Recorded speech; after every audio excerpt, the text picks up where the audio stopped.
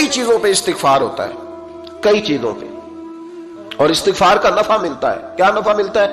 وہ سورہ نوح کی آیت نمبر 10، 11 اور 12 میں اللہ نے بیان فرمایا کہ استغفار صرف گناہ سے معافی چاہنے کا نام نہیں، بلکہ استغفار کا تمہیں فائدہ ملے گا۔ کیا؟ رب فرماتے ہیں فَقُلْتُ اسْتَغْفِرُوا رَبَّكُمْ۔ جب حضرت نوح کی قوم قحط کا شکار ہو گئی، آزمائشیں آ گئیں، تو آ کے حضرت نوح سے کہنے لگے اب ہم کیا کریں؟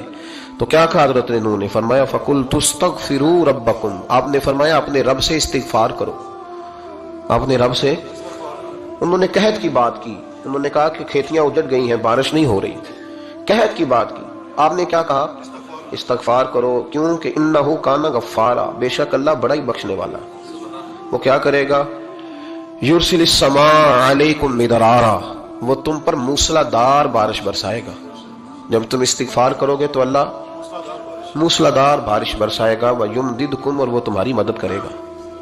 استغفار کرنے والے کی اللہ کیسے مدد کرے گا؟ بِأَمْوَالٍ وَبَنِينَ، تمہیں مال بھی عطا کرے گا اور بیٹے بھی عطا کرے گا، بارش بھی دے گا استغفار کرنے والے کو، اور مال اور اولاد سے اس کی مدد بھی کرے گا۔ وَيَجْعَلْ لَكُمْ جَنَّةٍ وَيَجْعَلْ لَكُمْ أَنْهَارًا، اللہ تمہیں جنت بھی عطا کرے گا اور تمہیں نہریں بھی عطا فرمائے گا، تمہارے لیے جنت بھی بنائے گا، انہار بھی بنائے گا۔ توبہ کا، استغفار کا تمہیں یہ فائدہ ملے گا۔